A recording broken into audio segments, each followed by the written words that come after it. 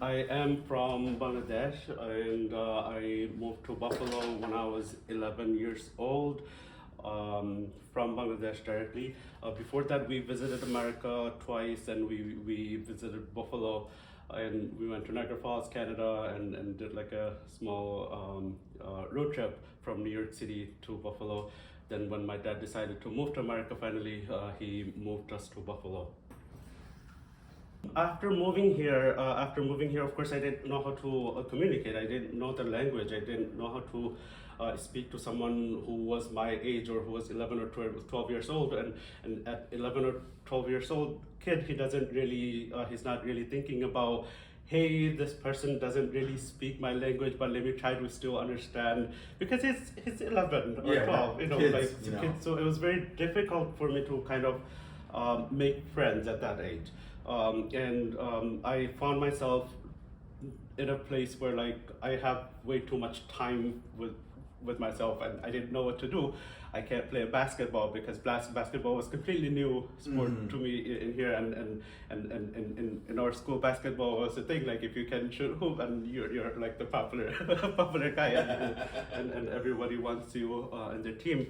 I didn't know how to play basketball. I was good at soccer, and I was just shoot around soccer balls at the gym, and people used to get pissed because like I would play, within at the same time they're playing basketball, that was very confusing, and I found myself very alone, I lived in Broadway-Fillmore area, and I don't know if you remember, there used to be a Walmart on Walden first, like the closer by Home Depot. Yes. And that was our primary shopping location, and that's where we would go for groceries and like house needs. And when you go to Walmart and you cross through Broadway, there's that train track that comes.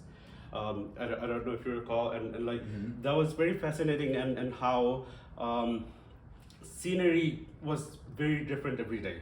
Like one day you'll have this colors, yellow, pink, purple, and the next day it's completely different, and that was very fascinating. And religiously, we aren't allowed to draw something that has life or paint something that has life, because we believe that that's something that's reserved for God.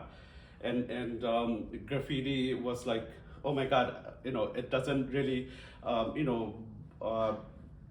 contradicts my religion. It doesn't really has any issues. I'm not gonna get in trouble from my parents or from teachers. I can just do it. It's just letters. There's no faces. There's no nose. There's no body parts. It's just letters. And I started sketching since then. So that has become a part of your art, but then there is also a Islamic side to it, and a Bangladeshi side to it. So when I was around 18, 19, with a lot of fire, anger, and there's a lot of things to say that I needed to say, especially at that time. I think media and TV, wherever you would turn them on, you'd see something happening in Pakistan, something happening in Afghanistan, and somehow they were kind of holding us Muslims in America accountable for something happening thousands of miles away, which we have no idea about, and somehow we have to say sorry for those, and we have to like take ownership of that, and I was like, that is not right. That is not right, because it's not fair. It's someone thousands of miles away who knows what's happening over there, and somehow I have to take ownership of that. If I say sorry, that means I'm part of it. I kind of started looking into to see, like, I had a lot of energy, and see what can I do as an individual person that's positive, and it doesn't have any sort of contradiction between people, and something that people loved, and it's something that from us, from our community. Calligraphy came to mind. The classic tradition of calligraphy, which we protected for almost over 1,000 years, where it's just art. It's just beautiful. It's it has shapes, and it has rules and things that we love, and somehow I found calligraphy to be like, acceptable in every society, every religion. Just, it is in Arabic, nobody understands it, but because it's beautiful, people accepted it. So I started trying to learn how to do classic calligraphy, but then being in Buffalo, there's no teacher for me to teach that. I couldn't find anybody to go and learn that calligraphy, because it's an ancient art, and because it's so old, over time there's rules. Rules became available. Hey, certain letters has to be this size, certain letters has to be that size. If you make the mark a little bigger, it's incorrect. If you make it a little smaller, it's incorrect. So there's like, there's a lot of structure to it, and there's a lot of rules to it. I found myself in a place where, like, oh my God, this is difficult, and also because it's an old art form. The rules just kind of, over time, just became a part of the work, and even though your work might look beautiful, but it's incorrect. Right. Only person I found was a professor at UB. His name was Dr. Arif Amjad, and he's like he would do calligraphy in local mosque and stuff in his free time. And I went to him, and he's like, he didn't have the time to, because he was a busy person, and he's like, I'll correct your work for you, but I don't really have the time to, like, give you classes and lessons, and that's something that you have to do on your own. So you pretty much self-taught? Yeah. So I was going back and forth with him for about a month or two. Then I would make something, people would say, oh, this looks beautiful. But then, like, when I sent it to him, he said, no, unfortunately, it's incorrect, because certain lines are not, not equal to others, and but I don't know how to correct your work, because it is beautiful, but you're not following the rules. Then I started to look into a lot of Middle Eastern graffiti artists, like Al-Said, for example. He's a French-Tunisian graffiti artist. Now he's based in Dubai. Zefa, he's also, I believe he's based in France, but I think he's originally from Morocco. And how they were also taking the same Arabic lettering and kind of making it their own. There's no rules. There's no, hey, this letter, that side. There's none of those things are happening. They're painting like huge buildings, and say, for example, I don't know if you're familiar with his work, like he paints like buildings like 6-7 floor high. Wow. The murals like that. I'm like, oh my God, this is what I want to do. This is what I want to do. I started trying to break down Arabic letters at the beginning, and I was only working with Arabic lettering, Arabic calligraphy, and kind of trying to find my own style within Arabic calligraphy. Then one time, Said visited New York to do a mural in Coney Island. I think the mural project is called Coney Island Walls. It's by the theme park.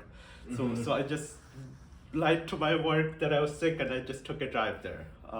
Just took a drive there and met him, and he was extremely kind. That's something that was really amazing to me. That, like, such a busy person, and while doing his work, he was able to give me about an hour to worth of conversation, and allowed me to touch the paint, allowed me to help him paint the wall a little bit, and that was a big turning point, I think.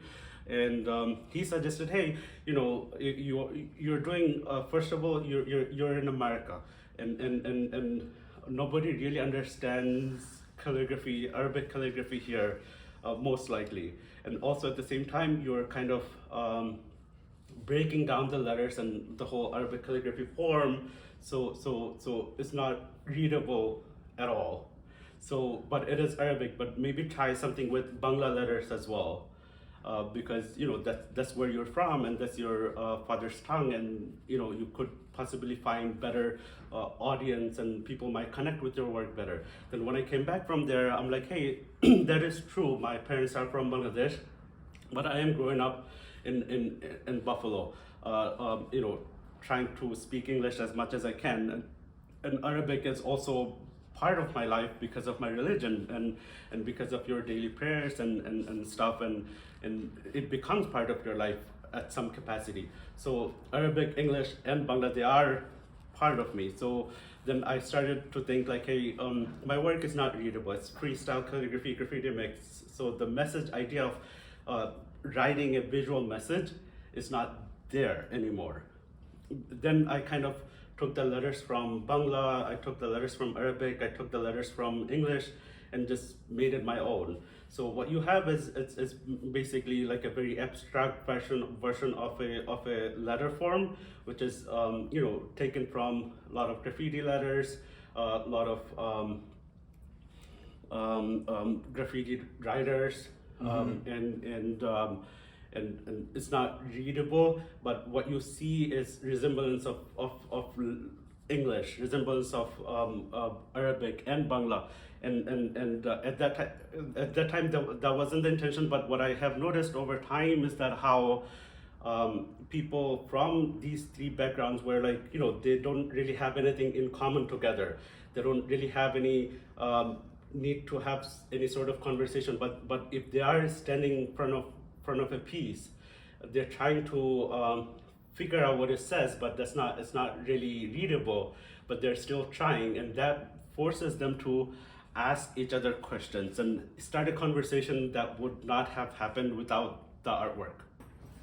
I hope that someday another 11-year-old kid from Bangladesh or even from here can see the work and say, hey, someone like me has done something. Someone like me has done something who looks same as me, and who face the same challenges as me. So I can also do something. I think that's the biggest goal for me. And every job, every business, everything has their own challenges, and you face them every day. You get through them, you solve them, and you try your best to crawl out of it alive and learn something from it. Good days, bad days, and they're just part of life. And as far as bigger goals, I think the biggest would be if I can inspire another 11-year-old version of me to pursue something that brings them joy and happiness, and also gives them a bigger purpose than whatever their parents are instilling in them. And I think I would call myself happy and successful.